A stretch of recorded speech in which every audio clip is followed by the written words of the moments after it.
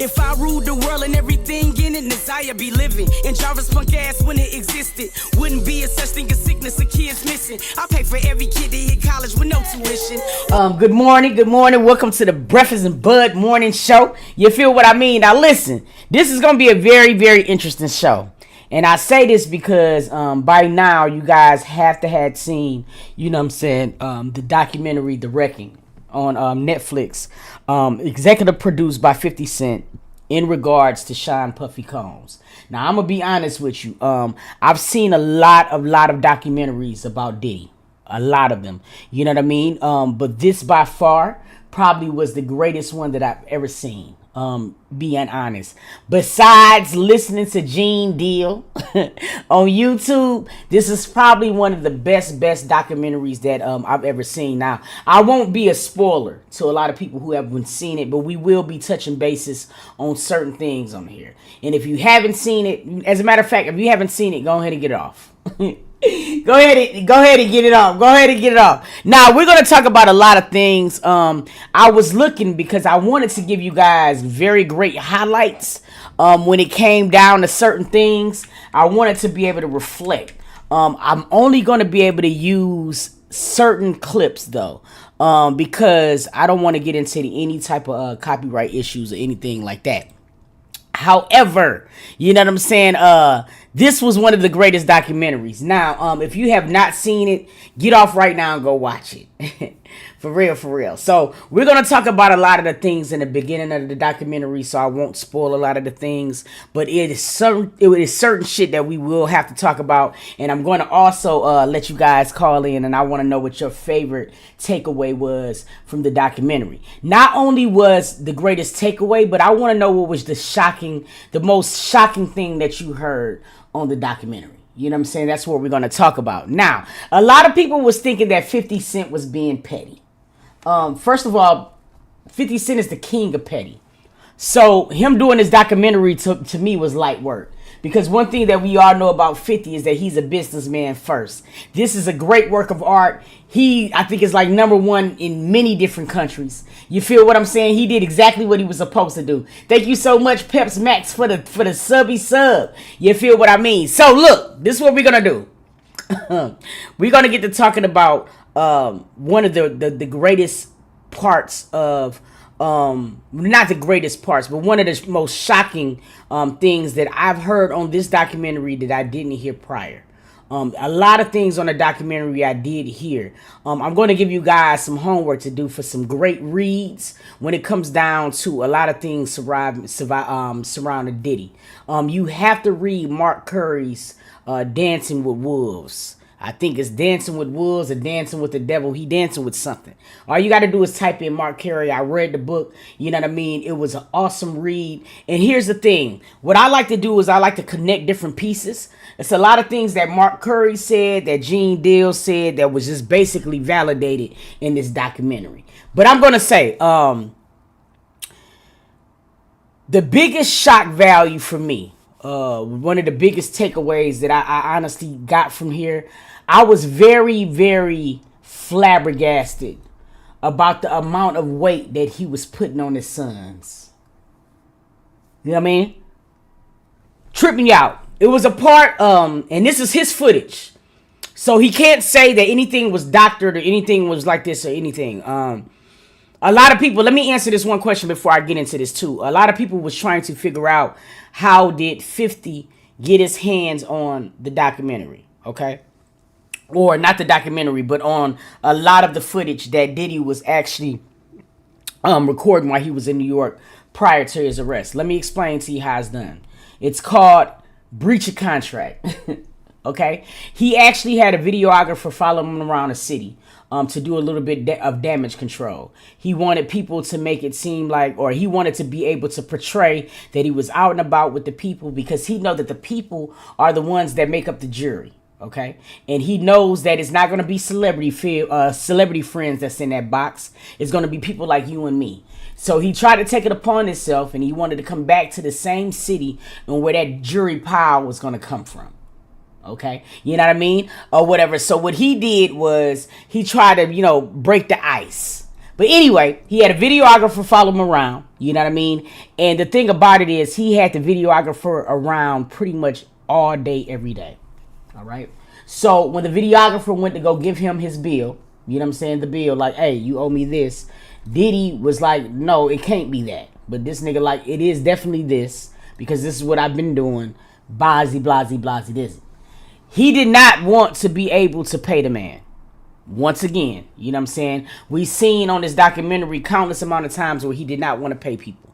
All right? He did not want to pay people. So therefore, guess what? It now belongs to the videographer. It is now the videographer's footage. All right? It belongs to Diddy no more. All right? So basically, what happened from that, the videographer said, hey, I got to recoup from somebody. 50 said, I got a check for you. That's how he was able to do it. I just wish sometimes people will read. They even said in the goddamn documentary. You know what I mean? So I was seeing it over and over and over again. Like, people like, yo, I don't wonder how the nigga got his hands. It's simple, nigga. It's simple. If you make a custom jacket for a customer and they don't pick it up, somebody say, hey, man, you got any more of them jackets? And you like, shit, I got one more. And they buy it. Guess what? That custom jacket don't belong to the first party no more. You ain't buy it. So therefore, it's still mine. So that's what happened. We've seen it a countless amount of times in, throughout the history of people he did not want to pay. You feel what I mean? He didn't want to pay Lil Rod. He didn't want to pay Craig Mack. He didn't want to pay Biggie Smalls. He didn't want to pay a lot of damn people. So my shock value was two things. I didn't like the amount of weight that he was putting on his sons. During some of that footage, he said something like, I want to know what Justin is going to do. Because God told me not to do nothing. Manipulative than a motherfucker. So basically, he's telling his son, you know what I mean? Man, what y'all going to do? Y'all going to have to step up to the plate. Y'all got to show the world that daddy's a good daddy. Because God has told me not to do nothing. Terrible. Terrible work. That was going to be my second one, baby G. Making Biggie pay for his own funeral. Ah!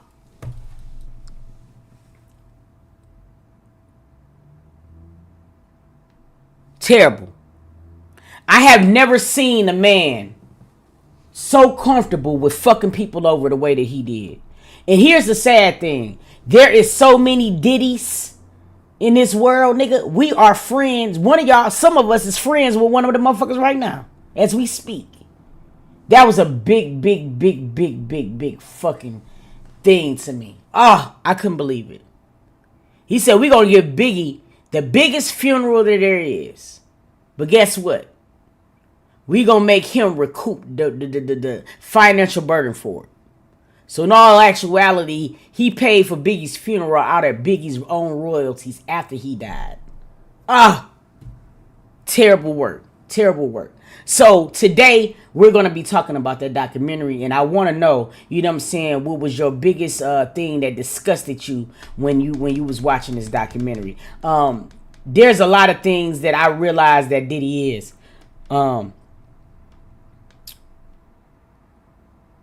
But he's very disgusting as a human being. There's a clip I'm going to show you guys.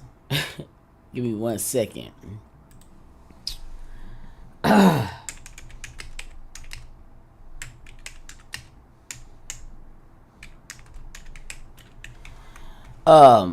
Terrible as fuck. Imagine the king of hip-hop luxury suddenly looking like a completely different man. I'm gonna let you see this real quick before we get into it. It's crazy as hell how Imagine the king of hip-hop luxury suddenly looking like a completely different man. Salt and pepper hair, gray beard, the glint of a courtroom suit instead of gold chains. That's exactly the image confronting Sean Diddy, Combs as he steps into his most serious fight yet. Today, we pull back the curtain on the so-called gray beard photo leak. What's real, what's fake, and what it means for his entire legacy. Stay with us. On May 7th, 2025, Diddy appeared for jury selection in his federal sex trafficking and racketeering trial in Manhattan. After spending 7 months in the Metropolitan Detention Center, Brooklyn, where hair dye is banned, he showed up with gray hair and a gray beard. Suddenly, an image began circulating across social media. Diddy in an orange prison jumpsuit, looking older, worn, the gray beard thick and undeniable. But here's the twist. Fact checkers say that photo is fake, AI generated, with no official image from the courtroom released. So why the rumor and why now? First, the transformation is real. Multiple outlets note that his hair has gone gray. His beard too. His overall appearance markedly different. Judge, jury, and public alike were shocked. Second, the fake image spreads because it plays into a powerful narrative. Luxury turned to fall from grace. Glamour replaced by detention. The king humbled. That drives viral attention, eyeballs, and clicks. Third, the gray beard is not just cosmetic, it carries meaning. Legal analysts suggest it could give Diddy a more seasoned look in front of a jury, perhaps generating subconscious sympathy. But what does this grotesque glow-up say about his personal state? Behind bars, there's no glitter, no red carpet, no entourage. Sources say the facility's harsh conditions have visibly aged him. So for you, the viewer, are you seeing Diddy as the same mogul you once knew, or as a man on the ropes visually and legally? And in the broader sense, when appearances shift this dramatically, how does public opinion shift too? If you found this dive into Diddy's courtroom transformation compelling, hit the like button, subscribe, and ring the bell so you're first to see our next breakdown. Next up, we're uncovering the untold Now, a lot of people were saying that the photo was fake. Now, I'm going to show you the one that TMZ just dropped too, and by far it is not fake. He has aged significantly. And honestly speaking, I think it's what you call karma. The nigga... Bro, the nigga, hold on, let me pull it up, is getting everything that he's supposed to get. Hold on 1 second. I don't care what nobody say. The nigga never took care of Biggie's and them kids. He never took care of Miss Wallace. He wasn't even there to greet Miss Wallace. You know what I'm saying? When her son died, give me 1 second. It's just fucking horrible. And the nigga is a disgusting ass. Look. I'm not trying to say that there was not grown people. Hold on. Damn, where my thing at? I'm not trying to say that it was not grown people that wasn't responsible, you know what I'm saying, or whatever, for the part that they played. However, what I will say is that he fucked over so many people to where I'm surprised that he only got 50 months. Give me 1 second, y'all. I'm surprised that he only got 50 months. I can't even explain. Absolutely tragedy for controlled every for 30 years. Diddy controlled every camera angle, every headline, and every narrative. Hold on. And now, even from behind the barbed wire of Fort Dix, he is doing it. This is what I want you to be able to see. But there is some Photoshop footage that's going on, but Diddy is definitely he does not look the world the is same. laughing at his gray hair and his chapel job. They are missing The nigga look like Uncle Ben's. Gray hair and his chapel job. Yes, you sure can, Vanessa. I check it. Hey, dead serious. The nigga look like Uncle Ben's, and that's on everything I love.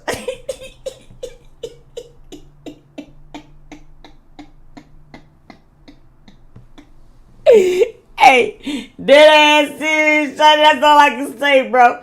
Hey, but dead serious. This nigga's wearing a smile because he got off. He got off for real. And there's gonna be a lot of people that he's gonna pay back for not speaking up on his behalf. I swear to God. Now look, we finna get into the documentary. I wanna know, when I open up these phone lines, what your aha moment was to where you was like, I know the fuck you lying.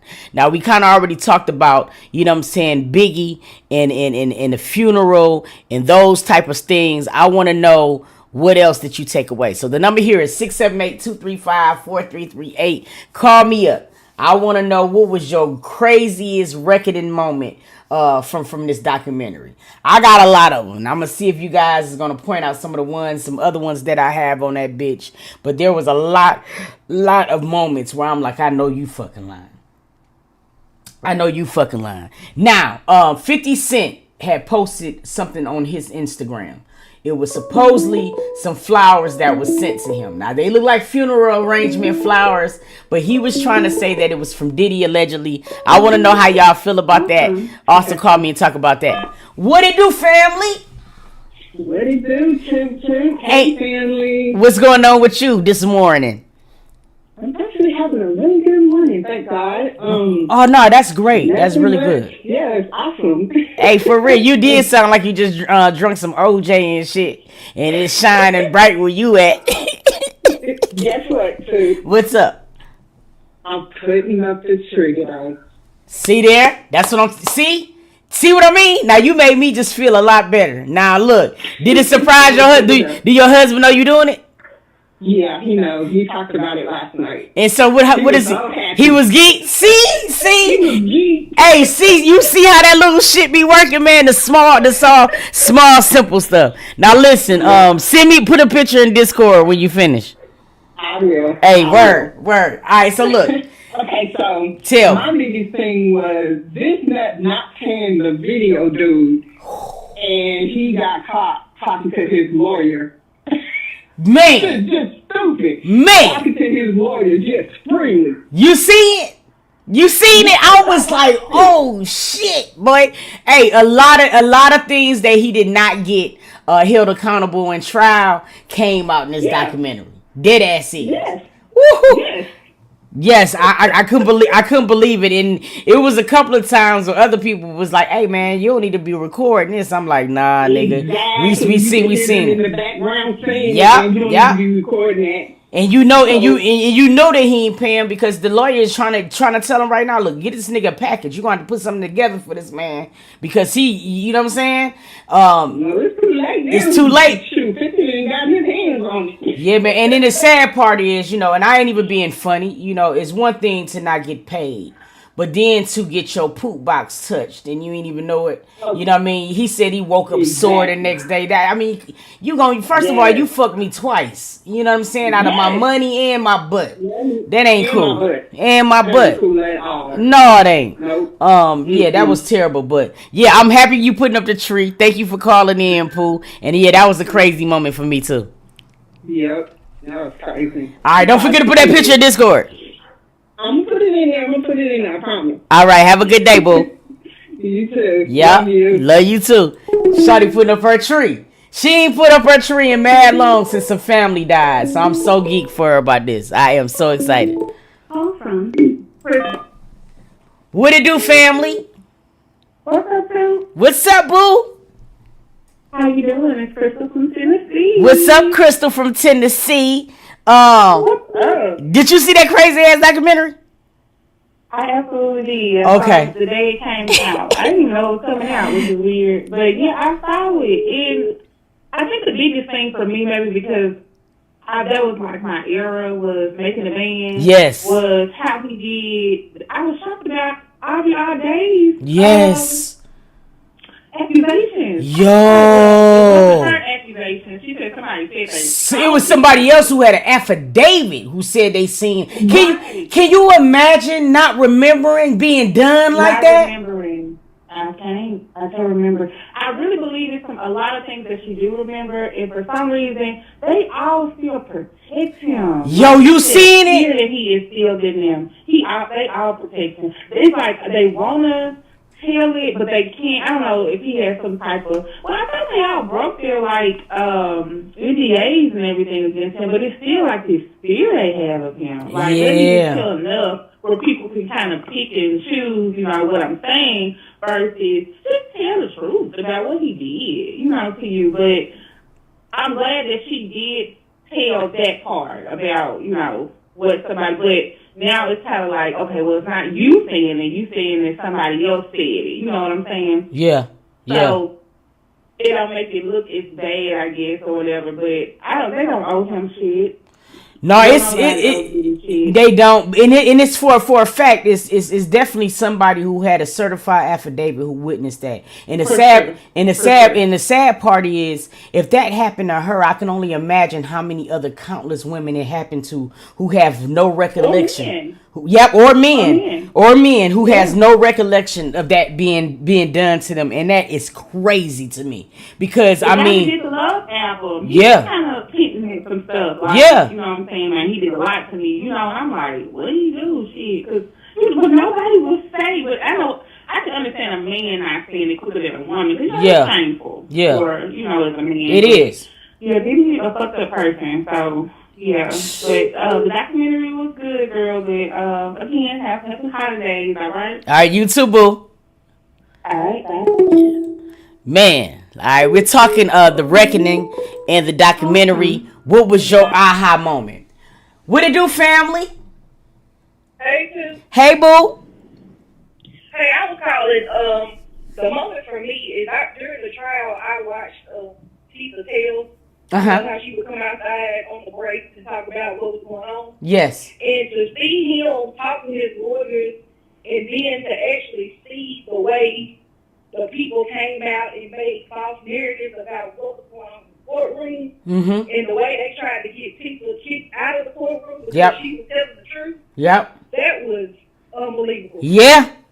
It was a lot of this documentary was a lot of connected dot moments for me. It was things that I might have heard before, but this was kind of like the validation, you know what I'm saying, that you needed to say, damn, this man was really out cold in the fuck. You know what I mean? Or whatever. So yeah, it's crazy. You know, what's really crazy is how the media can really change the complete narrative of something. You know what I'm saying? Because people will be bamboozled, because people will watch the Shade Room before they watch CNN. And that's the absolute truth. And he said it in the documentary. Like, everybody ain't watching CNN. We got 8 billion people in the world, and most of them on Instagram. And it's scary because when you think about how people really think on Instagram, it's so easy for people like Diddy to get away with murder and to drop different narratives for their benefit. Oh my God, yes, because we are the jurors. The people on Instagram is going to be the jurors. We are the makeup. You feel what I mean? So when you think about like how certain people think about on Instagram, you can understand why the man only got 50 months. Facts. You can definitely understand it. Hear it. Yep. Like, to be in the courtroom and to hear it, and for the jurors to actually say that they didn't believe it. Yep. Dead serious. Yep. It's crazy as hell. But thank you, too. I love you so much. Love you back, boo. I'm gonna tell you guys another moment too before we take the next call. That was really trippy for me. It was the fact of the matter that the juror, it was a woman juror, right, that said that she grew up in the era of, you know, of Diddy and even making a band. You know what I'm saying, or whatever. So, believe it or not, she was an actual fan. Now, the thing that was trippy to me was the fact that she did not believe anything that Capricorn said because she felt like Capricorn was animated on the stand. The fuck? See, the problem that lies when it comes down to women, and I'm going to be completely honest, and y'all can get mad if you want to. But when it comes down to women victims get crucified by other women before anybody else. And that's the sad, sick part of it. We have so many goddamn women out this bitch that would still protect a person like Diddy. That's why people like Diddy will always be okay. You feel what I'm saying? Listen, here's the thing. How was fans able to be jurors? I'm going to tell you why. Who do you think the jury is made upon? Juries is made upon us, the people. You got to understand that all the way 30 years prior, 30 years ago, was when, not even 30, even more than 30, almost 40 years. How long ago has it been since Diddy and Heavy D put on that motherfucking basketball game? Almost 40 something years. I'm going to tell you exactly how. The people of New York is fans of Diddy in most cases. So any jury selection that he would have had, he was definitely granted, or he was going to get at least 5 biased motherfuckers on that stand. And that's the truth. When I just look at the 2 jurors that talked about certain things in the documentary, you had a foreign man, you know what I'm saying, to where we already know how his cultures are. His culture is really, to them, you know what I'm saying, women are, you know what I'm saying, beneath men. So when you have him so far, and then you have a black woman on the stand, that is 2 people already that was in favor of Diddy. See, people got to understand, shawty, like how jury selection and all of that shit works. 9 times out of 10, we are the makeup. We are the makeup of the jury. So yes, she was a fan. And once she said that, man, I used to listen to Making a Band. I was around the era and such. We all share certain biasness when it come down to certain things. But it did not look good for nobody. And that's just the truth of it. Now, we're finna get into another thing because I'm gonna tell you another aha moment for me. I definitely think that Sean Combs went to get Pac unalive more than once. I do feel like the first time he tried it was at the studio. Hear me out. Now, Pac was not going that night to record with Biggie, Puffy, or none of them. He was going to do a track with somebody else completely. I want you to understand that Pac did not know that Biggie was at the studios that he was going to that night. So Pac that night was getting mad calls saying, hey, where you at? Where you at? Where you at? Where you at? You feel what I mean? Where you at? He didn't think about it right then that he was being rushed, but I think that he was being set up right then. Now, let me tell you why I think that Puffy had something to do with it. And listen, this is just my opinion. This is nobody else. Puffy, you know what I'm saying, booked at that same studio for Biggie just so he could have an alibi on why he was in the vicinity when this thing happened, all right? What Diddy was not counting on was Little C's walking out on that balcony and seeing Pac on accident. See, if C's did not see Pac at all, you know what I mean? This would have went completely different. But the fact that C's stepped out on that motherfucking balcony and was like, oh shit, Pac, you know what I'm saying? And then goddamn, you know what I mean? He came and told Biggie, hey, Pac downstairs. You know that Biggie didn't even know Pac was there because he was like, yo, go get that nigga. You feel what I mean? Which means that Diddy did not know that did not know that Biggie and C's knew that Pac was downstairs. Facts. When C's got downstairs and they waved the pistols on him and told him to get back in the elevator and things like this, listen, this was a hit that was orchestrated by Sean Puffy Combs. I don't care what nobody say. That verified it on the video. I mean, on the documentary to me. I had heard the story before, but just hearing it again, it just really made me say this is an evil ass nigga. Now, I want you to also listen to the statement that was released afterwards.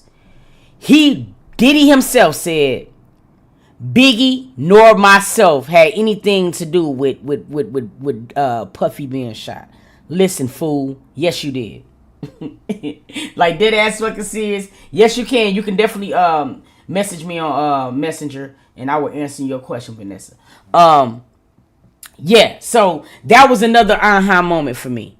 It validated how grimy this man was. You feel what I mean? Now, go ahead and give me a call right now. 678-235-4338. I want to know, what was your aha moment for the documentary?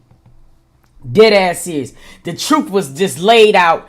And also with Biggie, too. And we're going to get into that one, too. I had been listening to these type of stories from Gene Deal almost 10 years ago. A lot of people were saying, why wasn't nobody saying nothing? It was a lot of people talking. It was just nobody prepared to listen. That's just the fact of the matter is. Some of this stuff, man, has been spoken on long time ago. But when you're dealing with somebody who is very connected, heavily connected, you know what I mean? They get away with murder. This man has been getting away with shit for his whole entire life. He feel like he's invincible. He feel like he's God. You dig what I mean? So once you've been doing it for so long, you're used to it. You feel what I mean? Used to it. Call from. What it do, family? What's going on, too? How are you? I'm doing pretty good. And yourself? On my lunch break, chilling in my car. Okay, what you eating on your lunch break? Too, I'm eating an apple. It's my birthday next month. I gotta keep it tight. Oh, so you trying to lose them little quick pounds real quick. Trying to be snatched and shit. I'm trying to be super snatched. Audience, absolutely. Girl, you already snatched. Shit, if you get any more snatch, you just be skin and bones. The fuck? Hey, look. So what was your aha moment with the reckoning? One of my aha moments on there too, for real, was when Puffy took Biggie to L.A. Whatever. California. Yep. Because my thing was, if didn't they say he had like a performance or something they wanted him overseas? Yeah, they wanted him. Yeah, they wanted him in the UK. He had a whole bunch of things lined up because you got to understand that Biggie was about to ready to drop his album. So they had a lot of things that was lined up in the UK. So he was actually supposed to go there. That is where Kevin, I think Kevin, the manager or whatever, actually it took him months to set it up. But then all of a sudden, Diddy did not want him over there. Yeah, so with that part, I'm like, for one, why would you do that? And then for two, y'all going there, right?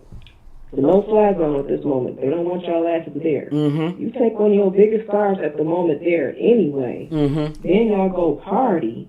And then they telling you, like, yo, I need to kind of, like, pump y'all brakes a little bit, but y'all know where y'all at. Y'all is in their territory, while you here. And they made that little clip of Biggie saying, I'll be waking up really paranoid, I'll be waking up really scared. That gave me the chills. It did. That picture they showed of Diddy and Biggie in the club, that scene, that moment. Biggie looked spooked. He got his shades on, but he do not look comfortable. He looked spooked. His body language just looked like he do not want to be there. Yep. So with that being done, and then when he passed, we're going to give him a nice funeral or whatever, and it's going to be beautiful. And they was like, well, Biggie pays his own funeral and all that. I'm like, you know what? I had to take me a Tylenol. I instantly got a headache. Like, it was just too much. Like, this shit is too much right here. It is, and I mean, it was a lot of pictures from that day where you could tell by a long shot that Diddy did. I mean, that Biggie did not want to be there. And it was crazy as hell. Oh yeah, it's just fucking terrible. The little clip of him, with Sting, and he think he doing it big, bringing back, somebody iconic, and got the little church choir behind him, and he come up to doing a little punk ass two-step. I was livid. Yeah. I was livid. Yeah. Yeah. So, definitely. That was on mine though too. That was a little bit. That was too much. Yep, definitely. Watch it again for a minute. No, I didn't watch it twice already. I ain't even bullshitting because it was just certain things that I want to watch. TikTok kind of like point out some little like key things in there. I go on TikTok, but other than that, I was like, that was just a little bit too much for me. Yeah, definitely. Thank you for calling in, Pooh. All right, no problem. All righty. We are talking 50 Cent, The Reckoning, the documentary about P. Diddy. You know what I'm saying? Welcome to Breakfast and Bud, the morning show or whatever. We're getting feedback. We want to know what your aha moment was from the documentary. Now, I have many of them. You know what I'm saying? But there was some very, very crazy ass components to this documentary. What it do, family? Hi. What's up? Oh my God, I'm in here. You up in this bitch? I be watching you all the time. Hoping from you like, well, that's your girl too. I be like, you already know who it is. That's what's up. That. That's what's happening.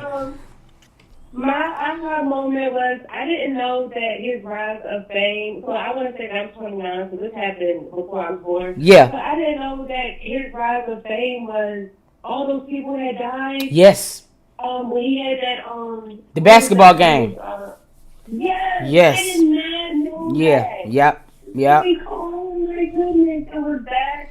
I was talking to my coworker. I honestly feel like his oldest son had knows a little bit of something. Because, he's the oldest. So I honestly feel like he definitely got something to do with something. Because I just kept seeing him around more than all of his other sons. Yeah. Like, why did, he was just the only one that was there. And it was just so much. A lot of people said that, what was his name? Howard or Little Ward, the one who kept breaking up store. Yes. They said his case had got dismissed. Yeah, it did. I was like, it did. Why though? Yep. They didn't think this was true. Yep. Out of all the people, I'm like, damn. Exactly, because he knows how to pay the powers to be.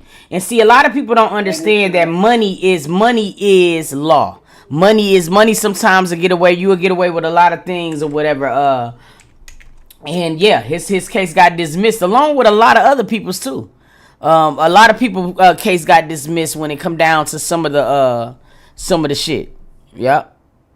That's messed up, because that man is really getting away with a lot of stuff, man. Definitely is. That's really sick. That's so sick. It makes you question any and everybody. I'm looking at everybody with my fourth, fifth, and third eye. I'm looking at everybody, because goddamn. Definitely. But, oh my God, that was in here. Thank you for answering. No problem, Bookie. Have a good rest of the day. Love you back. Now, all right, now look, man. Another moment for me too was I did notice that there was a lot, and I want to say there was a lot of things that included Justin Combs. I was looking at it, and a lot of people sometimes was letting that shit go over his head, but Justin was actually very, very present when it comes down to a lot of the things that he did. Now here it is. Diddy always had a tendency to want to take niggas' girls. We've seen it over history. You dig what I mean? Not only do he want to take niggas' girls, he also wanted to take their families. It started with Misha. It went to Kim, you know what I mean? Then it went all the way to Ryan Leslie when it came down to Cassie. You know what I'm saying? He used to pride himself off of corrupting people's families and things like that. You know what I mean? It could definitely be a reason why 50 mad, because he also dated Daphne as well. However, I want to know how many people think that Justin looked just like Wolf. You know what I'm saying? There is a lot of questionable circumstances that was surrounding Justin Combs, you know what I'm saying, or whatever. And if P. Diddy is in fact, you know what I'm saying, his biological son. Now I'm gonna be real with you. I think that Diddy has the type of genetics to where you could see his kids right away. I see him with all of them. That's biologically his. I see him with Christian, and I see him with the twins. I do not see none of Diddy in Justin. I don't see none of Diddy even in Sarah.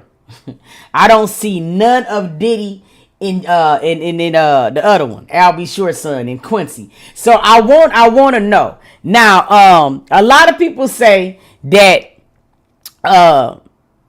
Justin looks like Diddy. I want y'all to point out where.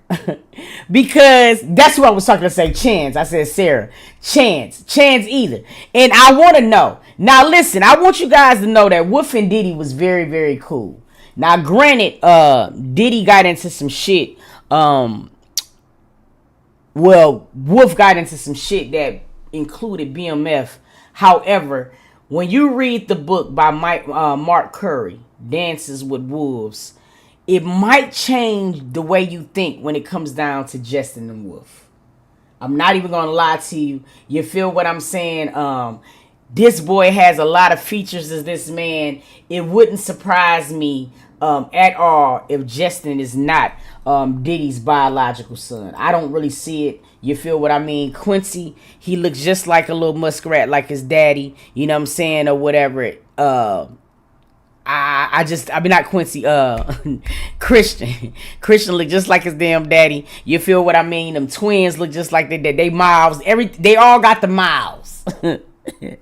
they all got the mouths, man. You know what I'm saying? That's biological or whatever. So I want to know now, what's her name? Missa.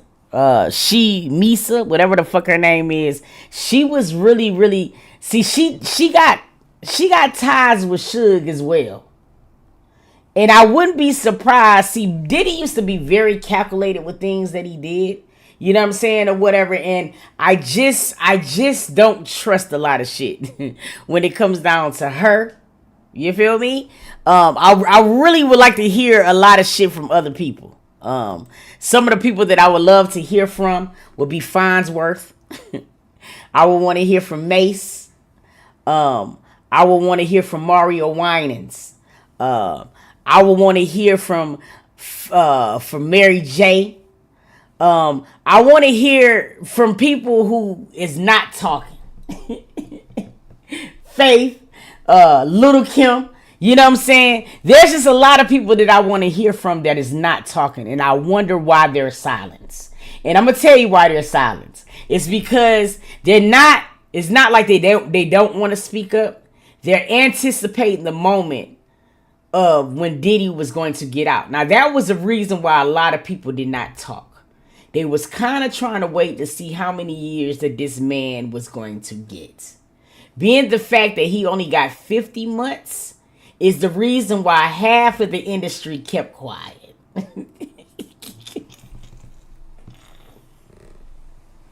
I'm being dead ass fucking serious. You know what I'm saying? That is the reason what is going on. You said Diddy was paying child support for Justin. That don't mean nothing. That don't mean nothing. That don't mean nothing. That don't mean nothing. Do you know how many black men are on child support right now by default? They don't even have blood tests, anything. Who watched Judge Lauren Lake? It's nothing to be on papers for a child. Now, to know if that child is biologically yours is something completely different. I do not believe that Justin is Diddy's kid. I don't. I would be totally surprised if the DNA showed something different. I really, if Diddy would have got 50 years in jail, we would have had a completely different response from people. A lot of people was quiet with the anticipation that he might be it. Dead ass fucking serious. Hey, dead ass serious. I want to know. Mister, I don't think looks matter when it comes to people. Looks do not matter when it comes down to people. But looks sometimes help. Now I can look at all my daddy's children and know that we are my daddy's kids. The ones that we didn't believe wasn't my daddy's. Now I'm not saying looks matter. I'm not. But I'm saying when it comes down to pattern, behavior, and things that has happened before when it came down to Diddy, I wouldn't be surprised. He did that shit with Al B. Sure. You know what I'm saying? Or what I just straight moved in on that man's family. You did what I mean, took care of his son and didn't want Al B to be responsible for shit. You feel what I mean? And the reason why is because I think that deep down in his heart, Diddy always wanted an exotic kid. And I just don't think that he got it. Mary would never talk because of Danny Boy and her relationship with Diddy would come out. I wouldn't be surprised. Suge was messing with Misa too. Don't forget that, y'all. Hell yeah. There's a lot of pictures of Misa, Suge, and Little Justin on Suge's floor.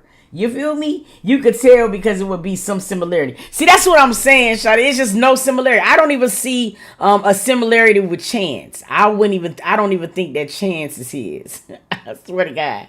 With definitely the dad. Look at him from eyebrows to the ears. I definitely believe that Diddy is the type of people or person that like to wipe out any things that has to do with the past. And I think that he was ecstatic when Wolf passed away because that kind of took the secret of whose real dad that was with him.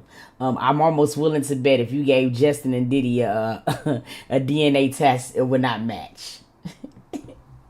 It wouldn't change. Now, I heard that before, DT. Is that true? Because a lot of people were saying that Tupac used to date Chance's mom. Now, if you would have looked at the documentary, you seen that Diddy used to cash out over women who used to date his enemies. Now, there was one female, you feel what I mean, that he cashed out on, that Mark Curry just talked about. He took the $50,000 from the overhead or the girl who was seeing Suge in Atlanta just to be able to say that he was fucking Suge's girl. See, a lot of people said that. You feel what I mean?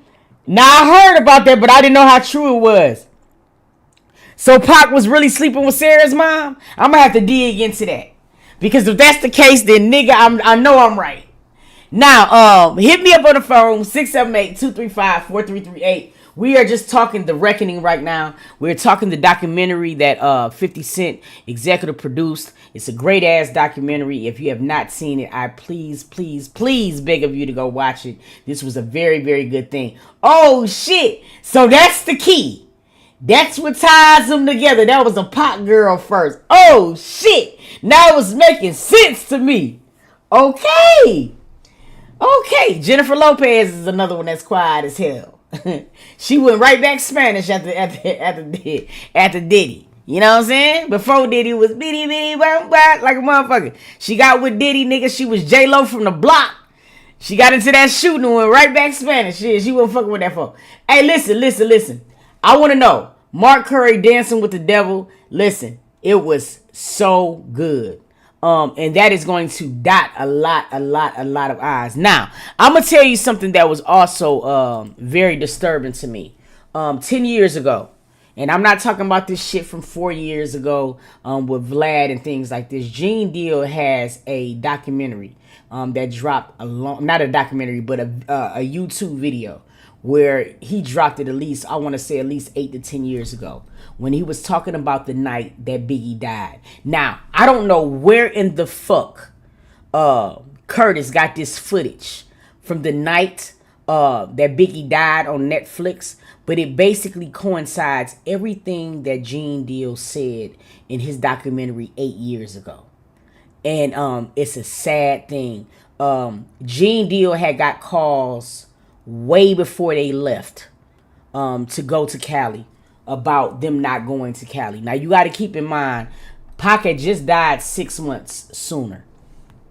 So being in Cali 6 months after Tupac death was crazy to me. You feel what I'm saying? Was crazy to me. Gene Deal is the only person that Diddy has not tried to silence. And I ask myself all the time, why? Why? Now, he was the first person that said that Diddy used to beat his mama. That came out inside of the documentary. He also said the night when they were out, Gene Deal said that he had told Biggie when they were at that club that they needed to get out of there ASAP. Then the picture of Diddy and Biggie was taken. And you can kind of confirm everything that Gene Deal said because the look on Biggie's face looked super duper uncomfortable. Now, Gene had been saying all damn day long that they don't need to go to no parties. They don't have to do none of that shit. But Diddy was still insistent on it happen. Now, here's the thing that makes it very, very spooky. When they got ready to leave, that night, a lot of people was thinking that Sean was in the same car as Biggie. He was not. All right, and I want people to understand that type of shit. Sean was in the car before, in front of Biggie. He blew past the light, and that's what left Biggie by himself, and they had to spin back around, you know what I'm saying, after Biggie had got killed. Now, the sad part about the situation was, you know what I'm saying, or whatever, Diddy was not even there to greet Miss Wallace when she got off the plane.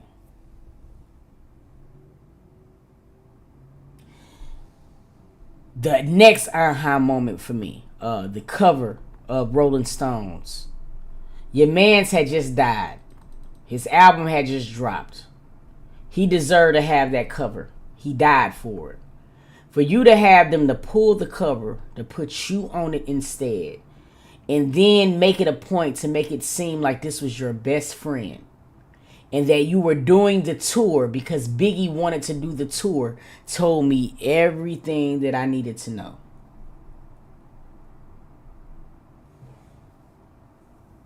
Everything that I needed to know. You feel what I mean? And the sad part about the situation is that money really does buy power. Because this man has been saying this shit for decades and nobody cared. Until now. See, I told you, like, this world is full of some follow the leader ass niggas. Nobody get on a hate train and say everybody else is on the hate train. You dig? And I hate that for this word. It's just diabolical. Now, give me a call. I know more of y'all done seen it. 678-235-4338. What was your aha moment from The Reckoning, from 50 Cent's documentary? We're talking Sean Combs. We're talking about things that came out in the documentary that was like, what in the fuck? You feel me? I want to know. I want to know how much he paying Carisha to keep her quiet. And to be, what you say, what else? What's so bad, they trying to blame the Rolling 60 gang on Tupac and 4 Trey gangsters on Biggie. Yeah, that don't mean, no. There's no way they can blame them. I think after hearing Keefe D's testimony. There's no way that anybody can think anything other. Biggie, did y'all hear? It's an Eminem verse. He been said it. Gene Deal said it. So Mark Curry said it inside of his book. It's so many people that pretty much already knew what happened except for us. You feel what I mean? Zip, he no longer here anymore. See, a lot of people who can verify a lot of the stuff about Tupac's death is no longer here. I think it's only 2 people remaining, and that's Keefe D and that's Diddy. Now, we know that Diddy ain't talking. Now, from what I thought that Keefe D, you know what I'm saying? I thought the case got thrown out. Did that happen? Because I know at one point he was actually locked up for Tupac's unalivement, and the trial was set to goddamn start in 2026. Is he still in jail? You know what I mean? I think so many people are on payroll, and that's why they quiet. Hell yeah, he's also into voodoo too. Who into voodoo too? I want to hear what Kimora Lee has to say. I know Kim Porter told her a lot. Kimora Lee is a lot. Kimora Lee definitely has a lot to say. Now, I wonder, cause see, listen, you guys, I don't know how deep you guys have went in this Diddy rabbit hole, but there was also another young lady before Kim. She was actually friends with Kim, and Kimora. What was her name? Was it Elizabeth? Alexis? What was her fucking name, y'all? Who else know what I'm talking about? But anyway, there was another young lady, not Missa. She's unalive now. Mark Curry talked about this girl. The one who that wrote the book. What's her name? Erica, right? Wasn't she a friend of them too as well? That and nobody knows where the fuck she's at. But she was the first person who I heard had an outcry. You know what I'm saying? Erica, that's what it is. She was the first person that had an outcry, but she's nowhere to be found. She dead as hell. Yeah, she gone. Diddy was also calling people before he went to jail, so I know that man definitely has people on payroll. I believe Diddy has not only people on payroll, I think Diddy has a lot of people on tape. There's a lot of people that's quiet. Leonardo DiCaprio, that motherfucker used to be at them parties. Ashton Kutcher, he used to be at the motherfucking parties. A lot of these niggas used to be at these parties who's quiet as hell now. Kimora hates Diddy. Oh yeah, she does, but there's some reason why she's not saying a lot neither. I think there's a lot of shit that Diddy done did that scared the fuck out of folks. She wrote the book Bling. It was an exposed book, and now you can't find that book anywhere. Let me tell you something. I've been trying to find that book for forever. I've been trying to find it on nigga. I've been trying to find it and can't find it. He's responsible for Justin Bieber too. I don't care. I believe that, but I was surprised to see Justin Bieber in the studio with him as of late, because he was in the studio with Lil Rod and them working on the Love album, and I was kind of surprised to see Justin around him. But it ain't no telling what the fuck he got on Justin. The twins. Let me see. Yeah. And what's up? Yeah, Meek. No, I want to know. No, where's Stevie? Where's Stevie at?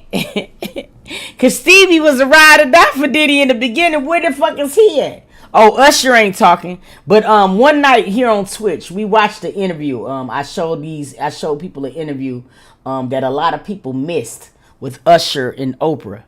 And Usher was very candid about how he would not let a child go nowhere near Sean Combs, especially his.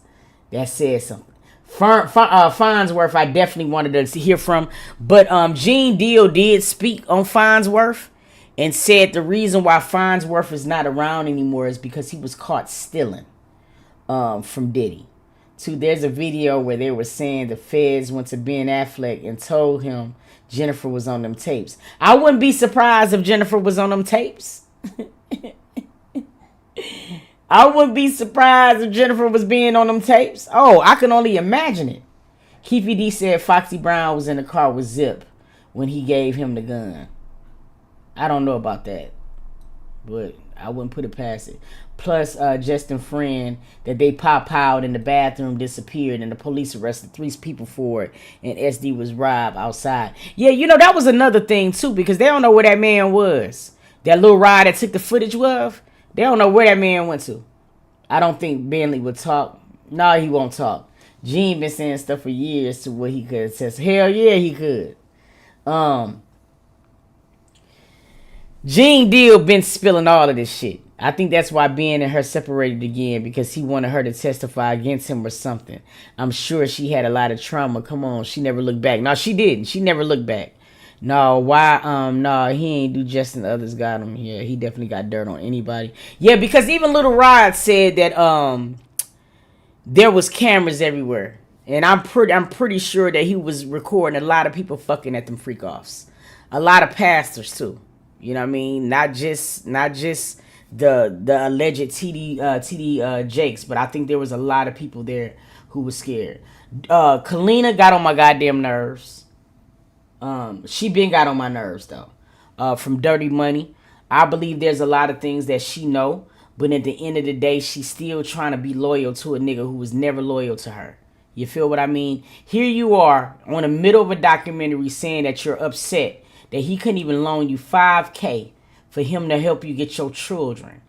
But yet he wants you to go and do some big brother shit for him. He said that you would goddamn jump in his casket. How in the fuck could you jump in a man's casket who would not give you $5,000 for kids? That shit is like chump change for him. And for you to still to write a statement, bitch, I don't know how to look at you. I don't give a fuck. I don't know how to look at you. Also, I would love to hear Lil C's thoughts. Oh, definitely. Funny, yeah, I bitch, shut up. Like, seriously, you still released a statement. You weren't that scared and all of that shit. Ashton, Jamie Foxx, Jennifer Lopez, Mary J, and many more. I feel very sorry for Aubrey O'Day. These were things that she's been screaming just as long as Gene Deal, and nobody wanted to listen to her. They thought that she was bitter and some more shit, but that is not the case. I can't stand it. Nobody else want to call me before we get off here. Takeaway moments. I think what I want to do is, I think I do want to spend some time looking at a Gene Deal interview a little later. I think it was very great. He used to have some very, very good candid details about that night. And I think people should understand it. I want you to see.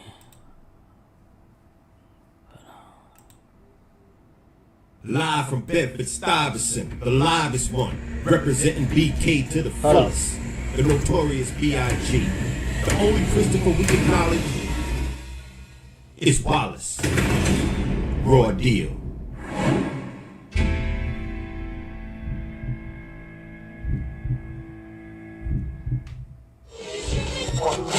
And Puff came out and he grabbed my arm. He said, yo, Gene, we gotta pray. I said, pray for what? That nigga's dead. I walked out the hospital door. Raw deal. The last big night. Hey, this is Big Gene. I'm here with Wisdom Clear again. And my man MRAC TV is in the studio somewhere doing his thing. You know how he is. He'll pop up at any time. We're here to address the last big night. There's been a lot of situations going on, and people been working hard and diligently to try to get this thing out. So I'm at a situation right now that me, myself, I can't spend another dime on it. But me, myself, as a man, and my word is my bond, and back in the day, I give them from my nuts, I gotta give it like I'm supposed to give it. I put people out there, MREC TV, Wisdom Clear, Jigger Fellas, they all help put this shit together. I owe $200,000 about how I save people that you love, that you hear that. I'm not gonna go into the documentary of my start in this game. I'm doing that. And the people who's trying to work on the selling shit, man, but Big couldn't tell Pac his man that Brooklyn. And Big was like, he was the type of dude that he was trying to make music, but he didn't want to be involved with the dudes that Pac was dealing with because they was no good for what he was trying to do in his music career. But Big couldn't tell Pac his man that because he felt that Pac was the type of dude that if he would have told Pac about these cats, Pac would have ran back and said something to them, then Big would have had a beef that he had to deal with. And Big was trying to make music at that time. He didn't want to be in, all that street shit was over for him. You understand? So Pac still running with these dudes in the whole 9 yards. So Big could not say nothing to him. So when the same dudes that he was running with, and somebody sent him at Pac or whatever like that, or they got at Pac or whatever, Pac want to blame Big for his shit. He knew Big ain't had nothing to do with it. Listen to Pac music. He pours his heart and he tells his stories in his music. You understand? And one of the stories, he tells the guys who went at him and why they went at him. You know the song. And if you don't, do your history. I'm not giving it to you.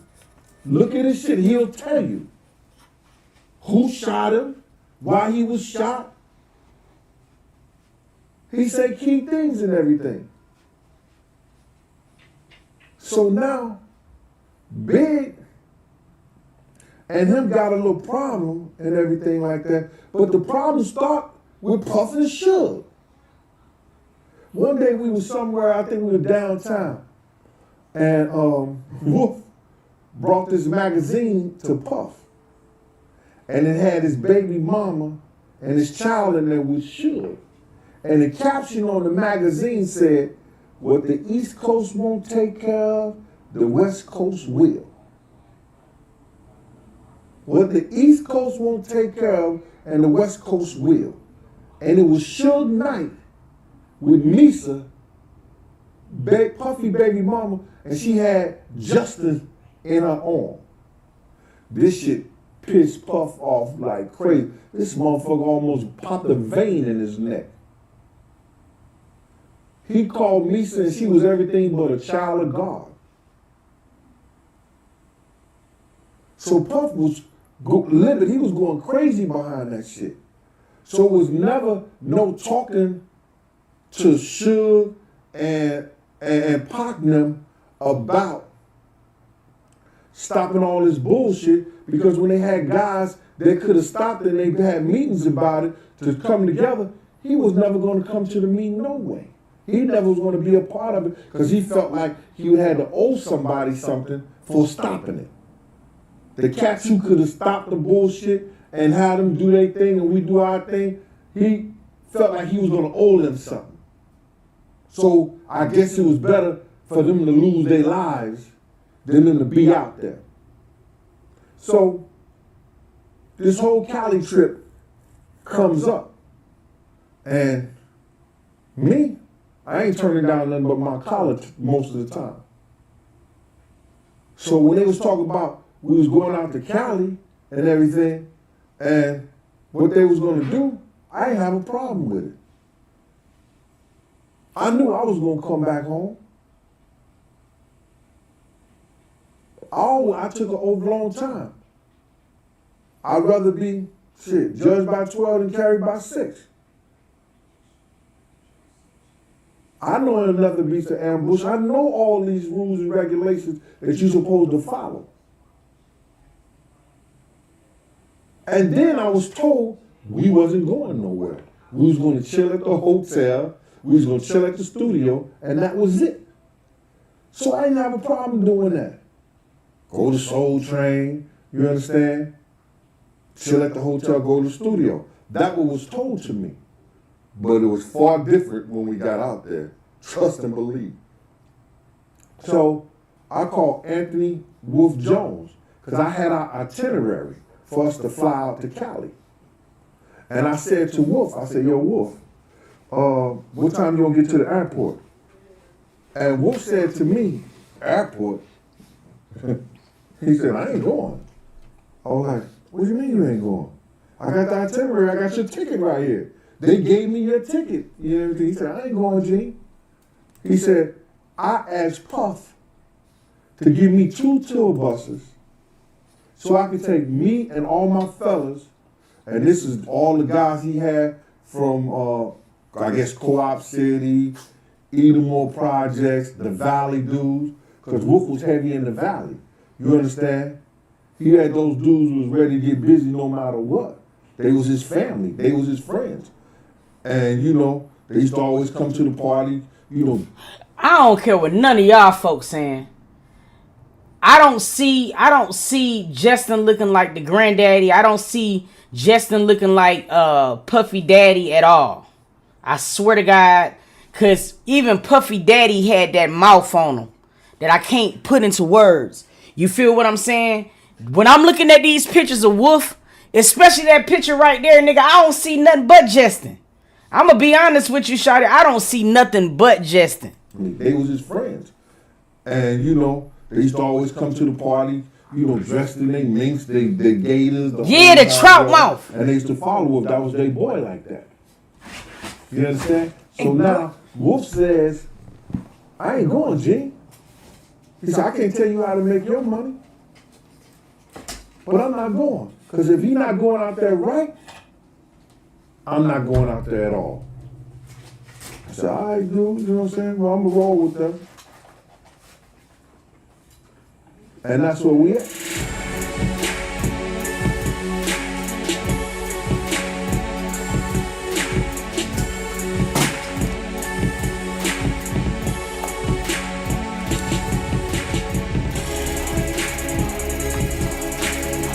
Hold on, y'all. I want y'all to hear this one part. Hold on. I got his briefcase. So I go in the briefcase and I go to foreign. Me and Diddy get on the plane. We're headed to California. He gives me his briefcase, takes his seat in first class. I go to coach. And between the middle of the flight, I get bored as fuck. I got his briefcase. So I go in the briefcase and it's got, you know, contracts and everything like that. And it's got big contracts. So, you know, I'm just reading it just to have something to do, being nosy in the motherfucker. And I go in and it starts talking about what Big was going to get paid and everything like that. And it was saying something about, you know, signing the contract, you'll get $250,000.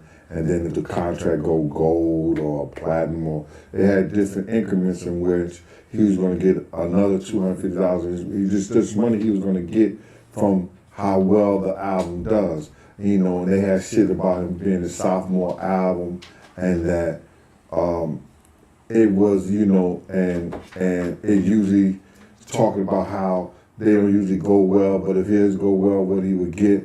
And at the end of the contract, it had something about marketing and publishing.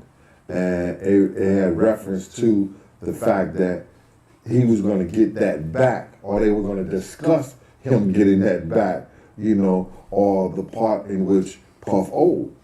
So, you know, we get off the plane, we go, you know, so we're staying at the Beverly Hills Hotel.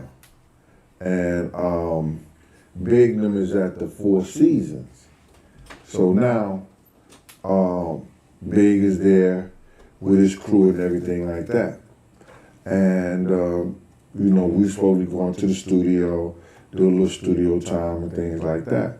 And as we are, you know, going back and forth, just me and Puff was running around, you know, and he was having meetings with Will Smith, and he was just, I guess he was trying to get into the acting thing too, stuff like that. So he was just taking meetings and things, going back and forth. So we was really never with Big and him. He was just having Big on the telephone, say, yo, you going to the studio? Your studio is booked right here, booked right there.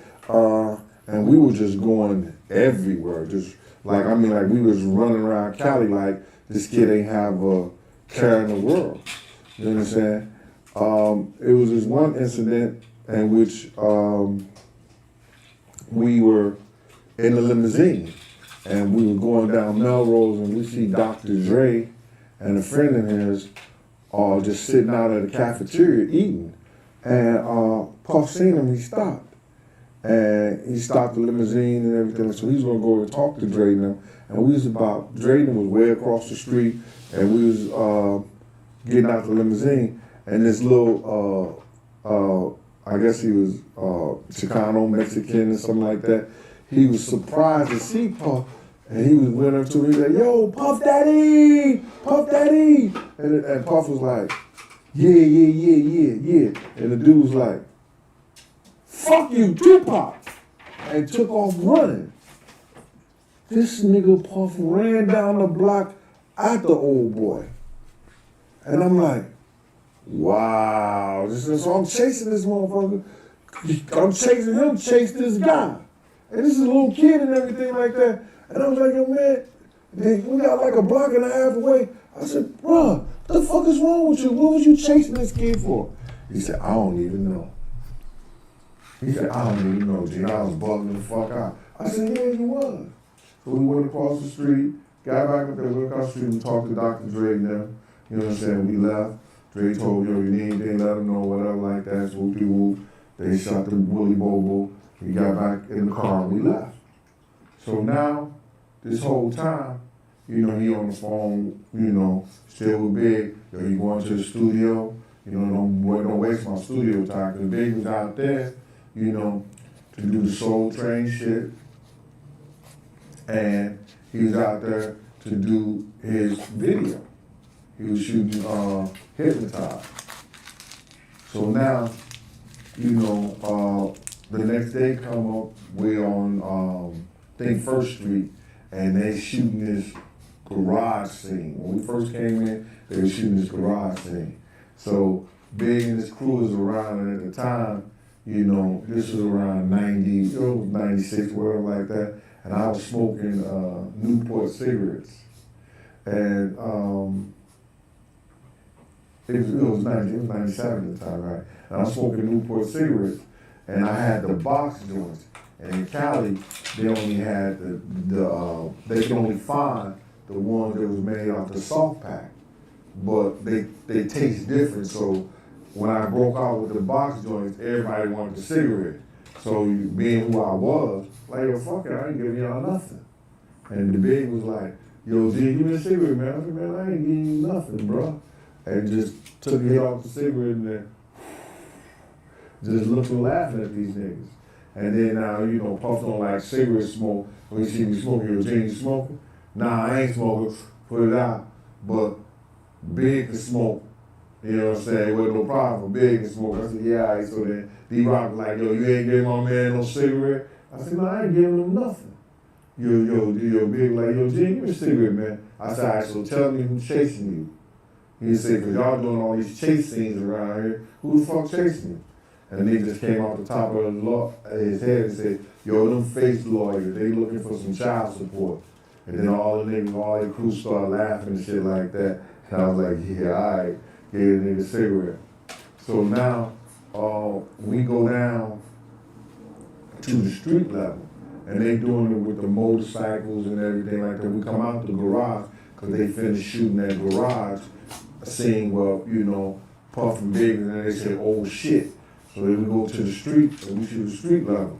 So on the street level, I get a phone call, you know, and I get a phone call, and it's Dawn Farrell. I knew Dawn, you know, because she used to come always Puff parties, and Puff used to, you know, like fuck with her back in the day, whatever, whoop-de-whoop, however they did it, you know, Puff used to be with her, you know, she come to New York or whatever like that.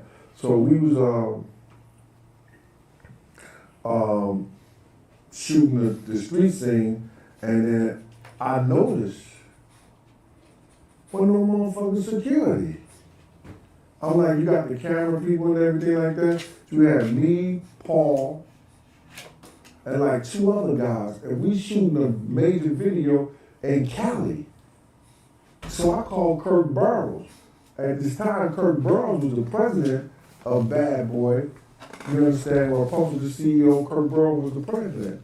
And I was like, yo, Kirk, you know what I'm saying? You know we in California, there ain't no motherfucking security. He said, yo, Gene, I'm gonna get back with you and everything like that. I said, yo, all right, man, get back with me. So now, Dawn Farrell had gave me a phone call. She had this dude named Unique on the phone. Unique used to run a crew at a club called Mecca Audio, and he used to do parties at Club 2000 on Monday nights. He the one brought Dre, Snoop there. He used Onyx. You know what I'm saying? He was doing the loop thing, but he was doing the East Coast style at Club 2000 Monday nights. Crazy. If you could get in that shit wall to wall. So now, Unique calls me because me and Unique had a little thing, whereas that, you know, I would set him up and tell him how to do his security. I would never work for him because Unique had a wild bunch, man, and I was never putting myself in that position, you know, with him. But we was cool. He did, Gene, you know, how many security, you know, he's asking me questions, you know, what you think I'm gonna need, what this and that, and I say, yo, I'll look at it and I'll let you know, and you know. Bree. I don't know why. When I looked up and looked at your comments, you gonna say Puff don't mind taking care of someone else's kid. Look how he is with Quincy. Maybe Justin is his. I don't know. He's the only one with a regular mouth. He usually he did and he didn't. But we had another incident where him and Dougie Fresh, you know, had a situation. You understand? And that's where that song Hey Oh I came from. You understand? Enough respect for 112, with respect for the Metro Audio crew. I squashed the beef between them, so I let them squash the beef themselves and let them come together. You understand? And I brought them together to squash the beef that they had. So now I get a call. Dawn got Unique on the phone, and Dawn said, "I said, yo, what's up, Unique?" He said, "Yo, Big J, what up?" I said, "I'm in Cali." He said, "Yeah, I know. Dawn told me. Vest up." And the phone went dead. I said, "Oh shit!" So I called back, and I said, "Yo, Dawn, that was Unique?" She said, "Yeah, that was Unique." I said, "I didn't know you knew Unique from Metro Audio. You know, Waynesworth Hall." He said, "Yeah, I know." I said, "Yo," he was telling me to vest up. He said, "Yeah, G, them niggas is coming to get y'all." I was like, "Oh shit." So I called Kurt Burrows back on the phone. I said, "Kurt, we in the middle of California and we ain't got no security. You understand? It's me, Paul, Kenny, you understand? And, you know, D-Rock, but that's Big's man. They ain't any security. You know, we don't have enough security. What's going on?" He said, "Yo, G, I told you I'm going to call you back. I'm going to talk to Puff so I get y'all more security." He calls me back. He said, "Yo, Puff ain't getting no more security." Yeah, I said, "Oh shit." I said, "All right." So now we shooting this whole night scene and everything like that. You seen the video hypnotized and everything like that, and everything was cool. So I'm thinking that, okay, shoot the video, we go back to the hotel and everything like that. And that's what Big went. Big was going, whenever he wasn't working, he was in the hotel, the radio station, or the studio. You can't show me, other than that vibe party, you cannot show me nowhere or nothing where Big was out partying. Me and Puff was at the House of Blues. You understand? Me and Puff was at the Century. Me and Puff was going to movie theaters.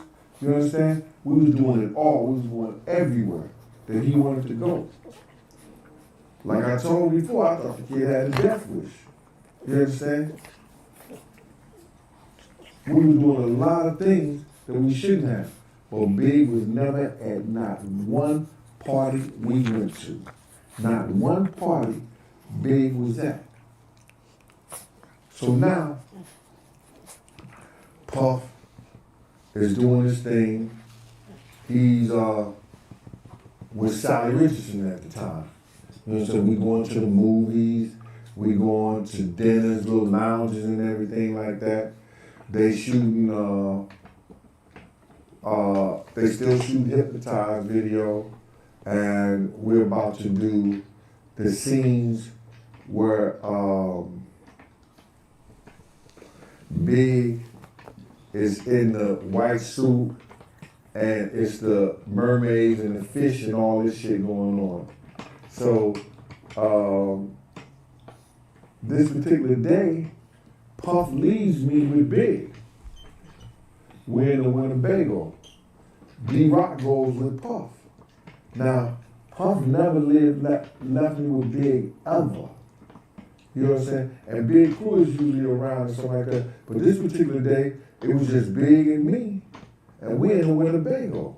And I was like, I felt that shit to be funny that Puff left me with him because he never done that before. So Big is going over some contracts and everything like that. And then he asked me for another cigarette. He had the salt packs, but he didn't have the box thing. So he said, yo, Jay, let me get another cigarette. Come on, man, I'm not giving you nothing, bro. Damn, man. What you asking me for cigarettes for, bro? Don't you got cigarettes? He said, you know them shits don't take the same. Give me a cigarette. I said, yeah, all right, man. Here goes a cigarette, man. So he was talking like that. He was like, he was talking about, his contracts. And said, yo, man, you a good dude, Jay. He said, I will take you with me, man. But you love that nigga Diddy. You love that nigga Puffy so much. You know what I'm saying? Man, get out of here, man. He said, yeah. I said, man, I'm going with the money. He said, nah, you ain't going with this money at. I said, nigga, you broke. What are you talking about? What are you talking about? You got money. He said, look at this right there. So he showed me a contract. And I think at the time the contract was for either $62 or $6.2 million. It had Junior Mafia, Lil' Kim, the Commission, I think Tracy something like Murray, and Cameron. He started telling me about Cameron. He said, yo, Cameron, he felt like Cameron was the best rapper from Harlem. You understand? He loved Cameron. He said he didn't like Mace, and they tried to play it up like Puff like tried to play it like you Mace. Nah, he ain't give a fuck. He said, yo, he said this, I said, yo, listen, he told me that they said, yo, how you change the nigga Mace? He was murder Mace, now he just Mace. You know what I'm saying? They used to get on him like that, you know what I'm saying? So he felt Cameron was a better rapper, and he had signed Cameron. Well, I thought he signed Cameron. So now he going over to his contracts and everything like that. And then I was just about to say that 323 Tay. It seemed like that he was doing some real hoe ass shit with Gene that day too. He was telling me about how close him and Lil' Kim was. You understand? And the things that he did, on Lil' Kim album, and that if Diddy would have known the extent that he would have had to pay for the publishing, but since he didn't put it in his name, something like that, Diddy couldn't do nothing about it. So I was saying to the nigga like this, I was like, so what is publishing? You understand? Because I seen it on his contract that Diddy owned his publishing, or some of his publishing like that. He said, that's when if I write something for somebody, I would have to get paid for that. But since he owned a percentage or he owned the publishing, he get paid for it. I said, oh shit. He said, it's different from the marketing shit. So he explained the marketing thing. He said, the marketing is where you see my face or something like on a poster, or you see me on I'm doing something for like, what was that girl that he was doing from St. Ives or whatever like that? He gets paid for that from the marketing thing like that. I said, oh, okay, all right, shit like that. Then the phone rang. You understand? And it was his mother on the phone. So then him and his mother was having a conversation. I said, you want me to step out? He said, no, you good. So then he said his mother was talking about this contractor that said that he don't pay $60,000, that he's gonna stop building the house. So then Big said, nah, I ain't gonna stop building nothing, Mom, just give me the number. And she just kept going on and said, yo, Mom, he ain't gonna stop building nothing. Give me the money. Give me the number, and I'm gonna have some people call him. So he got off the phone with his mother after they had that conversation about the contract, and I said to him, damn, bro, smoking a cigarette, you owe everybody. Fuck is you broke, bro? You owe Mike Gadget $30,000 for the trucks and everything like that. So he looked at me with the strange look in his face. He's like, oh shit, how you know that, bro? I said, man, come on, niggas talk, man. He said, oh, that shit is fucked up.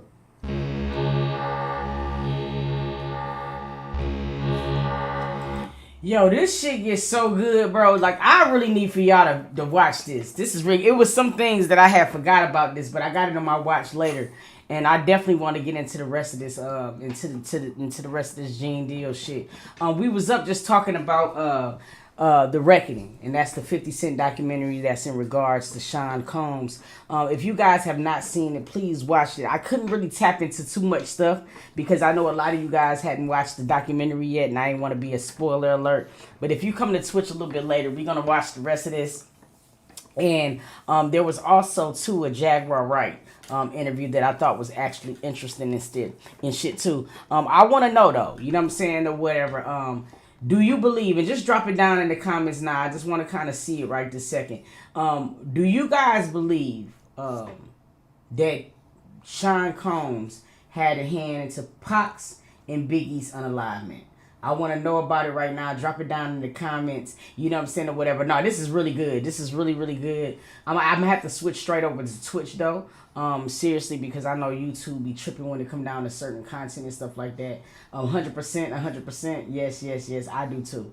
I believe so too. I just wanted to touch into I just wanted to have this conversation on B&B Morning Show today because there was just a lot of moments from that documentary to where I was like, there's no way. Now, even though it seemed like he did get away with murder, I'm gonna be honest with you, he did. 50 months pretty much was light work. But at the same time, you know what I'm saying, for what they was able to prove, you know what I'm saying, I do feel like that is appropriate. You dig what I mean? Now, I also do believe, though, that his karma is on the way. I don't think that he got a sweet deal at all because I think that other things are going to happen. This documentary, after watching this documentary, there really shouldn't be nobody who can feel otherwise. But when you think about it, a lot of people knew a lot of these things before this documentary came out and did absolutely nothing. Now, is Diddy the same man that he was in his prime as far as, you know what I'm saying, the way that he would go after people? Who knows? You feel what I mean? But I do know when a person is fighting for their life, you dig what I mean? And they're trying best to save face. That's a person who you can't trust. So I don't know how we know. I appreciate you guys tapping into the B&B Morning Show. I really do. We're going to be back on Wednesday at 12 o'clock. So please make sure that you pull up. We're going to do reactions today. You know what I'm saying? It is Monday or whatever. So we are going to do reactions today. I'm going to put this boy to bed and then I'll be back in a little bit. I appreciate y'all tapping in. I really do. Thank you to everybody who subbed so far when we was on Twitch. You know what I'm saying? And we'll be back in a second, Jack.